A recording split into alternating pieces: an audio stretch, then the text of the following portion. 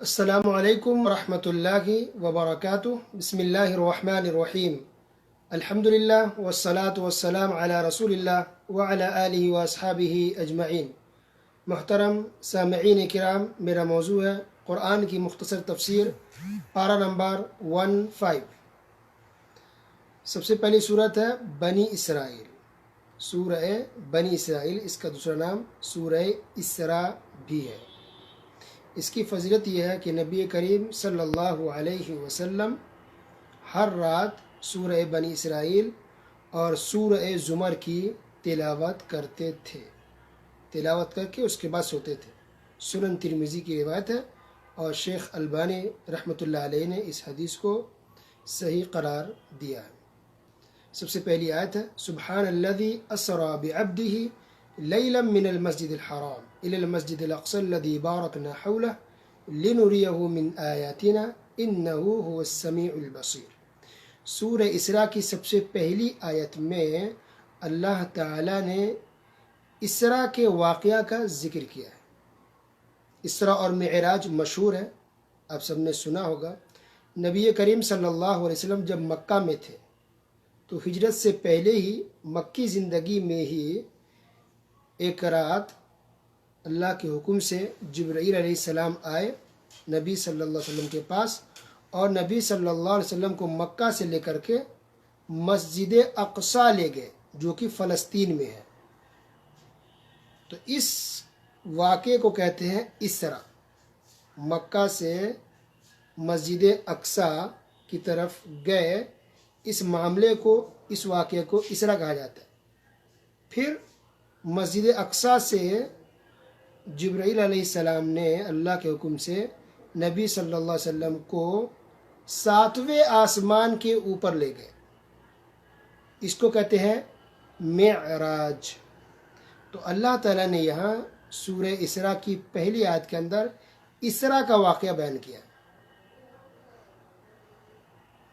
کہ اللہ تعالیٰ نے اپنے بندے کو راتوں رات میں ہی مسجد حرام سے مسجد اقصی تک لے گیا، یعنی نبی صلی اللہ علیہ وسلم کو اللہ تعالیٰ نے پہنچایا مکہ سے مسجد اقصی، اس کو اسراء کہتے ہیں، ٹھیک ہے۔ اور اس کے بعد جو معاملہ ہوا مسجد اقصی سے آسمان کی طرف، اس کو معراج کہتے ہیں۔ تو یہاں مختصر اللہ نے بیان کیا، اس کی پوری تفصیل حدیث کے اندر موجود ہے کہ کیا کیا ہوا اس موقع پر، کتنی دیر رکے مسجد اقصی میں، وہاں انہوں نے کیا کام کیا نبی صلی اللہ علیہ وسلم نے۔ پھر آسمانوں پر گئے تو آسمانوں پر، ہر آسمان پر کن کن نبی سے ملاقات ہوئی، دعا سلام ہوا، پھر 5 وقت کی نماز ملی، یہ ساری تفصیلات حدیث کے اندر موجود ہے۔ تو اس سے یہ بھی پتہ چلتا ہے کہ کوئی انسان صرف قرآن کو پکڑ کے لے کے چلے بس، اور حدیث کو نہیں مانے تو وہ مسلمان نہیں ہو سکتا، نہ دین مکمل ہوگا، نہ اس کا ایمان مکمل ہوگا، اور نہ ہی وہ دین پر عمل کر پائے گا، کیونکہ اکثر باتیں قرآن کے اندر شارٹ ہے، مختصر ہے، اس کی تفصیل، وضاحت، یہ ساری باتیں حدیث کے اندر ملتی ہے۔ تو معراج کا پورا واقعہ حدیث کے اندر موجود ہے تفصیل کے ساتھ، یہاں تو صرف مختصراً بیان کیا گیا ہے بس۔ تو گویا حدیث بھی حجت ہے، دلیل ہے، جیسے قرآن کو ماننا ضروری ہے اسی طرح حدیث کو بھی ماننا ضروری ہے۔ تو یہ بھی آج ایک فتنہ ہے کچھ ملکوں کے اندر کہ کچھ لوگ صرف قرآن کو فالو کرتے ہیں بس، حدیث کو نہیں مانتے۔ استغفر اللہ، وہ لوگ مسلمان نہیں ہو سکتے، وہ دین پر عمل نہیں کر سکتے، اسے نماز کیسے پڑھیں گے؟ نماز کا تو اللہ نے حکم دیا ہے، بس طریقہ کیا ہے، وہ سارے طریقے تفصیل حدیث کے اندر موجود ہے۔ تو پہلی آیت کے اندر اسراء کا واقعہ بیان کرنے کے بعد اللہ نے آیت نمبر 2 سے لے کے 8 تک بنی اسرائیل کا ذکر کیا، قوم بنی اسرائیل کا، ٹھیک ہے۔ تو اس میں یہ بیان ہوا ہے کہ جب بھی بنی اسرائیل جو قوم تھی، جب بھی اللہ اس کے رسول کی اطاعت کرتی، خالص اللہ کی عبادت کرتی، توحید پر رہتی، تو اللہ کا انعام آتا، اللہ کی رحمتیں آتی، اللہ تعالیٰ بہت سی نعمتوں سے نوازتا تھا، اور لوگوں نے ترقی کیا۔ لیکن جب بھی ان لوگوں نے اللہ تعالیٰ کی نافرمانی کی، رسول کی نافرمانی کی، دین سے دور ہوئے، شرک کیے، بدعت کیے، خرافات کیے، تو اللہ نے اس کو عذاب میں پکڑ لیا۔ بلکہ کافروں کو اللہ نے ان لوگوں پر مسلط کر دیا، ہاں کافروں کو مسلط کر دیا، کافر غالب آ گئے۔ یہ مسلمان جو قوم تھی وہ ان سے لڑ نہیں پاتی تھی، اور یہ کافر ان پر ظلم کرتے تھے، مارتے تھے، پیٹتے تھے، کاٹتے تھے، قتل کرتے تھے، یہ سب ہوا ان لوگوں کے ساتھ۔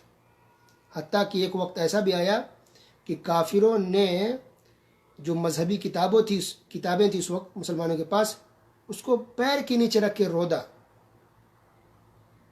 اور بیت المقدس کو جو کہ فلسطین میں، اس کو توڑا اور بے شمار مسلمانوں کو قتل کیا، مسلمانوں کے گھروں کو آگ لگا دیا، گھروں کو جلا دیا، سامان کو لوٹ لیے۔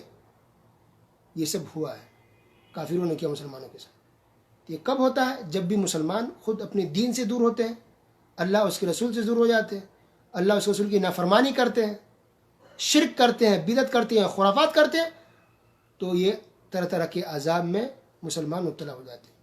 تو آج بھی دیکھیے مسلمانوں کی کیا حالت ہے، جہاں بھی جس ملک میں بھی کافر ظلم کر رہے ہیں مسلمانوں پر، اللہ حفاظت کرے، ہم تو دعا ہی کریں گے ہمیشہ، لیکن اگر غور کریں تو کہیں نہ کہیں لگتا ہے کہ خود مسلمانوں کی نافرمانی، مسلمانوں کی بدعمالی اور مسلمانوں کے خود گناہوں کے سے ایسا ہو رہا ہے۔ آج دیکھیے انڈیا پاکستان کے اندر 50% سے زیادہ لوگ مسلمان ایسے ہیں جو 5 وقت کی نماز ہی نہیں پڑھتے، تہجد نفل تو چھوڑ دیجئے، انڈیا پاکستان بنگلہ دیش کے اندر 50% سے زیادہ مسلمان، چاہے وہ مرد ہو یا عورت، 5 وقت کی نماز ہی نہیں پڑھتے، وہ بے نمازی مسلمان ہیں۔ تو عذاب نہیں آئے گا؟ ہزاروں لاکھوں مسلمان انڈیا پاکستان کے اندر ایسے ہیں جو شرک اور بدعت کرتے ہیں، ان کے جو عالم ہیں ان کے پاس جب سلام بھی کرنے جاتے ہیں تو جھک کر کے جاتے ہیں، سروں کو جھکا کے۔ کچھ لوگ ایسے ویڈیو کلپ آتی ہے، آپ لوگوں نے دیکھا ہوگا کہ اس کے عالم بیٹھے ہوئے، اس کے پیر بیٹھے ہوئے ہیں، اس کے بزرگ بیٹھے ہوئے ہیں کرسی پر، اور یہ لوگ جھک کر کے رکوع کی حالت میں جاتے ہیں سلام کرنے کے لیے۔ کچھ لوگ تو ان کے اپنے پیر کے پیر پر اپنی پیشانی رکھ دیتے ہیں، اپنا سر رکھ دیتے ہیں۔ استغفر اللہ، کیا یہ شرک نہیں ہے؟ ادب احترام میں لیٹ کر کے جاتے ہیں، بچوں کی طرح زمین پر چلتے ہوئے گھسیٹتے ہوئے اپنے آپ کو وہ پیر تک پہنچتے ہیں کہ وہ کھڑے ہو کے جائیں گے تو احترام کے خلاف نہ ہو جائے۔ تو یہ بزرگ کے، ولیوں کے، ان لوگوں کے جو ہے، ان کی جو پیر بابا ہیں، یہ بابا کے پیر پر جھکنا، بابا کے پیر پر اپنا پیشانی کو رکھنا، سر کو رکھنا، یہ سب کیا ہے؟ یہ سجدہ نہیں ہے، یہ شرک نہیں ہے۔ تو جب انسان خود اپنے آپ کو ذلیل کر رہا ہے کہ دوسرے انسان کے سامنے، تو پھر ذلیل ہوئیے۔ اللہ نے سر دیا صرف اللہ کے سامنے جھکانے کے لیے۔ نبی کریم صلی اللہ علیہ وسلم کے پاس بھی صحابہ کرام آتے، ایسے جھک کر کے نہیں آتے تھے، اور نہ ہی کبھی کسی صحابی نے اپنی پیشانی کو نبی کے پیر پر رکھا ہے، کبھی نہیں رکھا۔ بلکہ ایک مرتبہ رسول اللہ صلی اللہ علیہ وسلم آئے مجلس میں تو صحابہ کرام کھڑے ہو گئے احترام میں، تو نبی کریم صلی اللہ علیہ وسلم ناراض ہو گئے، غصہ ہو گئے کہ یہ کیا طریقہ تم لوگوں کا، یہ کھڑے ہو گئے۔ تو یہ احترام میں کھڑے ہونا، یہ جھکنا، یہ سجدہ کرنا، یہ صرف اللہ کے لیے ہے، غیر اللہ کے لیے، اللہ کے علاوہ کسی کے پاس نہیں کر سکتے۔ تو لوگ آج جو پیروں فقیروں کے سامنے جھکتے ہیں، اپنے آپ کو خود ذلیل کرتے ہیں، قبروں پر جا کے، درگاہوں پہ جھکتے ہیں، یہ اپنے آپ کو ذلیل کر رہے ہیں، تو چھوڑ دیا اللہ نے، لو ذلیل ہو جاؤ، یہ کافروں کے ہاتھوں مرو، یہ کافر ماریں گے، کاٹیں گے، اور اس طرح زندگی بھر ذلیل ہوتے رہو گے۔ اگر اپنی عزت چاہتے ہو، اب امن و امان چاہتے ہو، تو صرف اللہ کے سامنے اپنے سر کو جھکاؤ، انسانوں کے سامنے جھکا کر کے اپنی پیشانی کو، اپنے آپ کو ذلیل نہ کرو۔ تو جس طرح سے بنی اسرائیل قوم پر کافر مسلط ہو گئی تھی، ان کے گناہوں کی وجہ سے، شرک کی وجہ سے، بدعت اور خرافات کی وجہ سے، آج بھی مسلمانوں کا یہ حال ہو رہا ہے۔ تو اس بے عزتی کی اور ذلت اور رسوائی کی زندگی سے اگر نکلنا ہے تو توحید پر آئیے، صرف ایک اللہ کو سجدہ کیجیے، صرف ایک اللہ پر بھروسہ رکھیں، صرف ایک اللہ کی عبادت کریں، قرآن و حدیث کو فالو کریں، اسلام کو مضبوطی سے تھامیں، تو کوئی آپ کا کچھ بگاڑ نہیں سکتا۔ لیکن جب بھی بدعمالی کریں گے تو خود کافر ہم کو ذلیل رسوا کریں گے، ماریں گے، اور کوئی آپ کو بچانے والا اور مدد کرنے والا نہیں ہوگا۔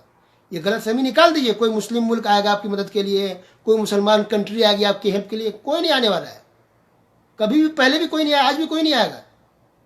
یہ خود آپ کو اچھا بننا پڑے گا اور اپنے آپ کو مضبوط کرنا پڑے گا۔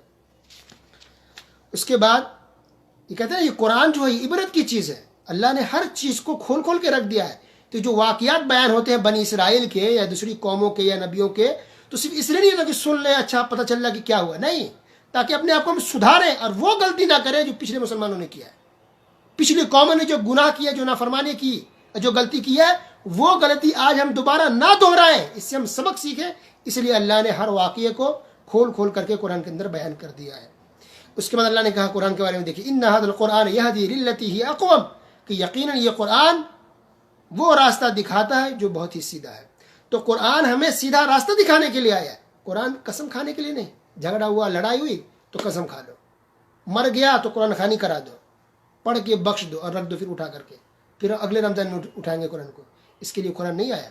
कुरान आया ताकि हम तर्जुमा से पढ़ें, तफसीर उसकी सुने, तफसीर पढ़े, अल्लाह ने क्या कहा है कुरान में, तदब्बुर किया जाए, गौर व फिक्र किया जाए, समझा जाए कि अल्लाह ने क्या कहा है, इसके अंदर क्या क्या बातें हैं। तो जब तक उसकी तफसीर नहीं सुनेंगे, कुरान की तर्जुमा से नहीं पढ़ेंगे, या जो भी उलमा तफसीर बयान कर उसको आप सुनेंगे नहीं, तो कैसे पता चलेगा आपको हिदायत आपको कैसे मिलेगी, कैसे आपको इबरत मिलेगी, कैसे आपको नसीहत मिलेगी, कैसे पता चलेगा। आज लोगों के पास हर काम के लिए टाइम है और तफसीर सुनने की बात तो टाइम नहीं है, बिजी है, देखेंगे बाद में सुन लेंगे। आपके पास जब कुरान सुनने का टाइम नहीं है और भी रमजान के महीने में नहीं, तो कब आपको टाइम मिलेगा? कौन बिजी नहीं है दुनिया में? तो तफसीर सुनना, कुरान को समझना, तर्जुमा पढ़ना, ये खुद एक बहुत बड़ा काम है। जब तक कि हम कुरान से फ़ायदा नहीं उठाएंगे हम सुधर नहीं सकते, हमारी इस्लाह नहीं हो सकती, याद रखिए। तो अल्लाह ने हिदायत के लिए, रहनुमाई के लिए और कुरान से फ़ायदा उठाने के लिए कुरान को भेजा है, कसमें खाने के लिए नहीं भेजा है। इसके बाद अल्लाह ताला ने बयान किया कि जब भी मालदार रईस लोग जब भी नाफरमानी करते हैं अल्लाह ताला की, तो अल्लाह ताला का अजाब आता है। और आम तौर पे जो ज़्यादा मालदार होते हैं उतना ही ज़्यादा वो लोग अल्लाह के नाफरमान भी होते हैं। अस्तगफिरुल्लाह। अल्लाह नवाजता है दौलत से ताकि शुक्रिया अदा करें, गरीबों में तकसीम करे, गरीबों की मदद करे। तो ये घमंड तकब्बुर में चूर होते हैं, ये अपने रिश्तेदारों की मदद नहीं करते। ये मालदार करोड़पति लोग होते हैं, लेकिन कोई भाई है, कोई बहन है, कोई चाचा है, कोई मामू है, कोई खाला है, कोई फूफी है, गरीब है बेचारी, खाने पीने को उनके पास पैसे नहीं है, लेकिन लोग मदद नहीं करते। अस्तगफिरुल्लाह। तो अल्लाह का अजाब नहीं आएगा तो क्या आएगा? यही पैसा, यही दौलत आपके लिए रुसवा कुन बन जाएगा, आपके लिए अजाब बन जाएगा। लोग आज से ज़कात तक नहीं निकालते, एक एक पैसे का हिसाब लेकर के आपको ज़कात निकालनी पड़ेगी। अगर नहीं निकालेंगे तो उसके लिए दर्दनाक अजाब है।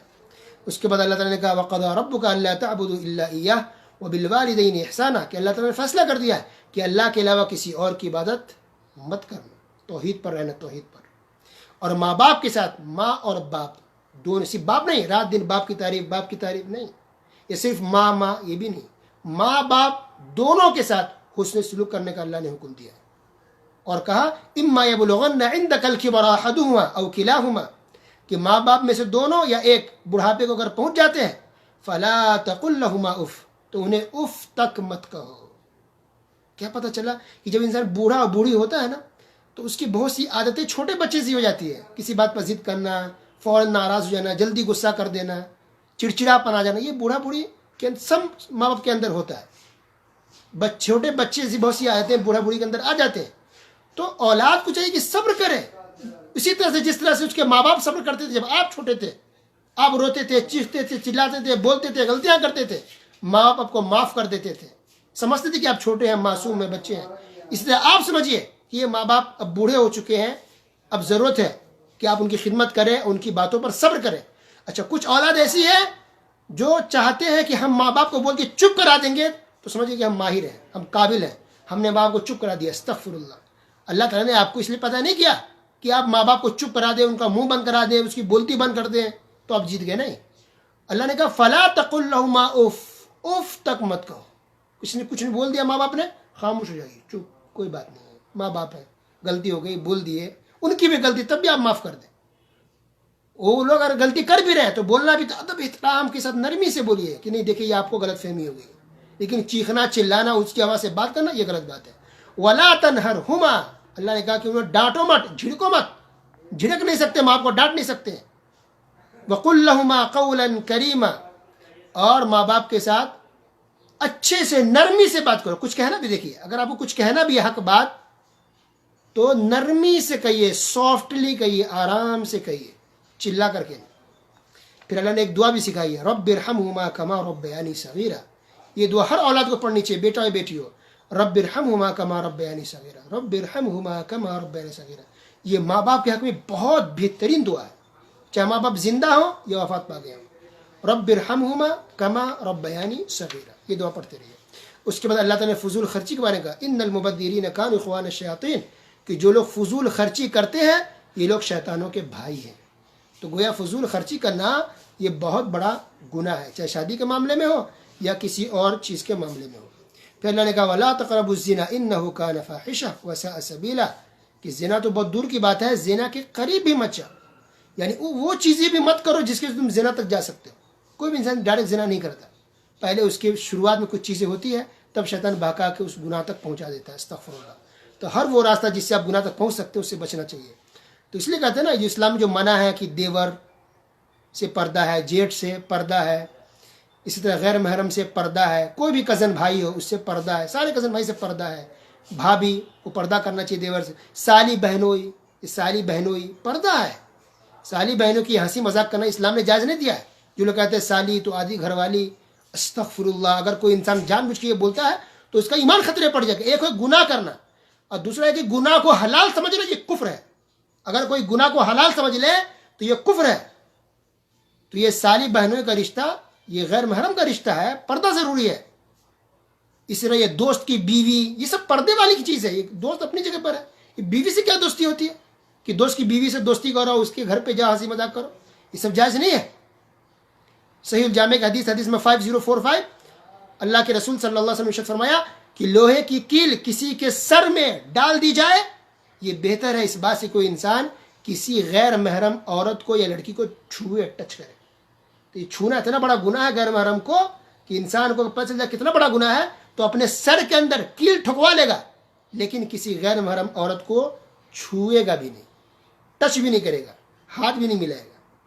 اتنا بڑا گناہ کوئی معمولی چیز نہیں ہے. جو من میں ہم عمل کریں گے, جو من میں ہم نہیں کریں گے. اللہ اکبر. اسی طرح اور بھی اللہ تعالیٰ نے بہت اہم باتیں بیان کی. عقیدے کی بہت ساری باتیں اللہ نے اس کے اندر بیان کی ہے. نماز کا, پانچوں نماز کا ایک اجمالی ذکر اللہ نے کر دیا ہے, باقی تفصیل حدیث کے اندر موجود ہے. اس کے بعد اللہ تعالیٰ نے دعا بھی سکھائی ہے نبیوں کو, وہ دعا بھی اس کے اندر موجود ہے.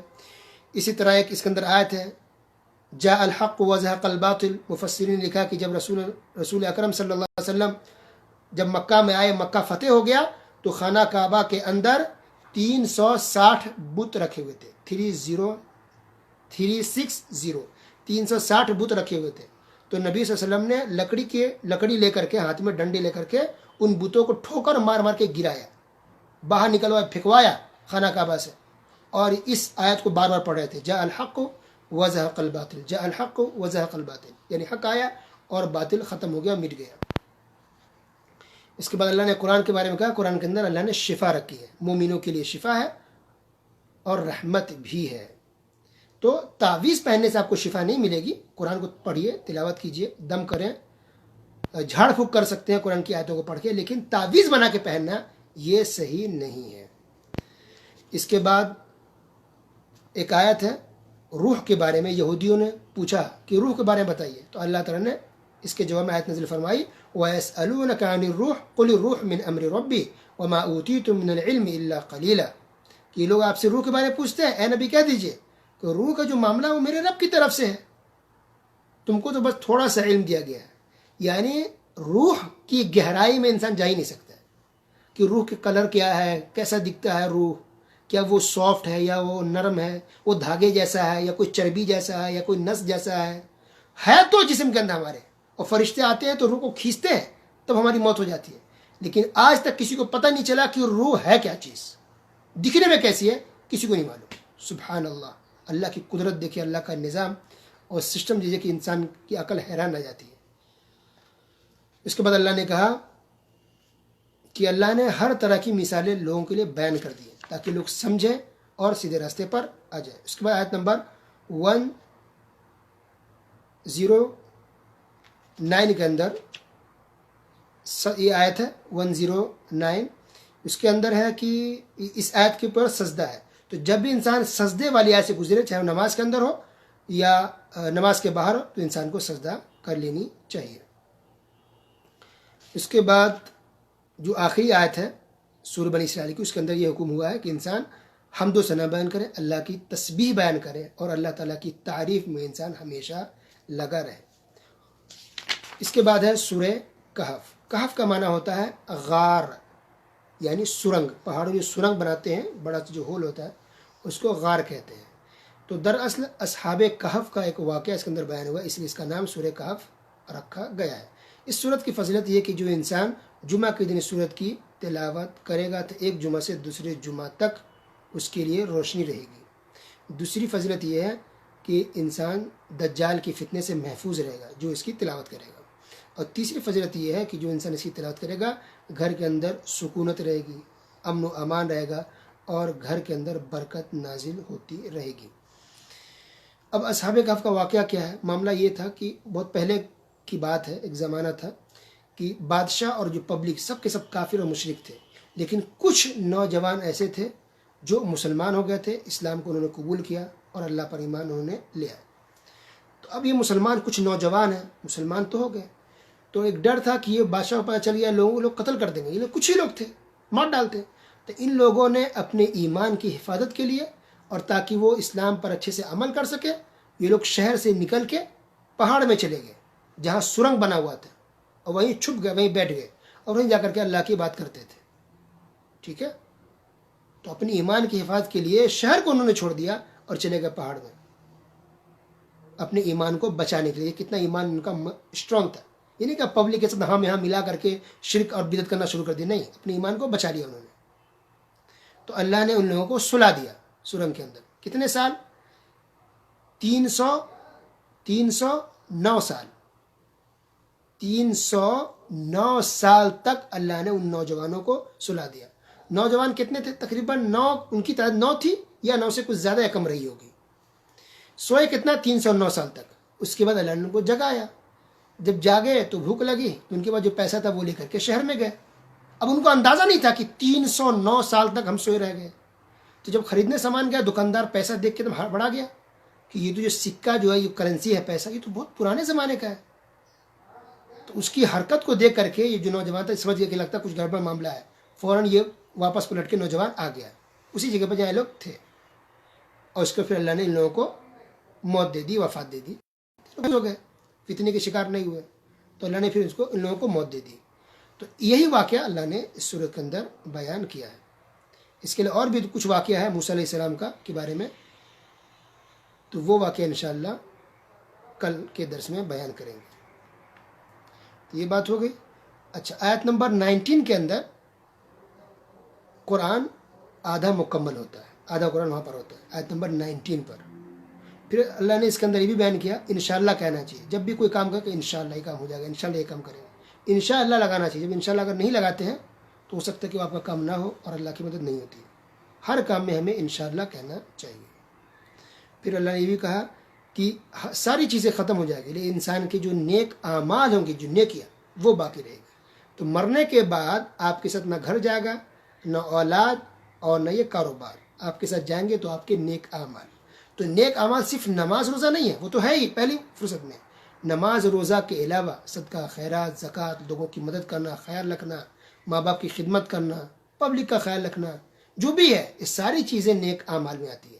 تو جو بھی آپ نیک اعمال کریں گے، ان سب چیزوں کا اچھا بدلہ آپ کو اللہ تعالیٰ دے گا۔ اللہ تعالیٰ سننے کے ساتھ ساتھ ہم تمام مسلمانوں کو عمل کی توفیق عطا فرمائے، آمین۔ وصلی اللہ علی نبینا محمد وعلی آلہ وصحبہ اجمعین، والسلام علیکم ورحمۃ اللہ وبرکاتہ۔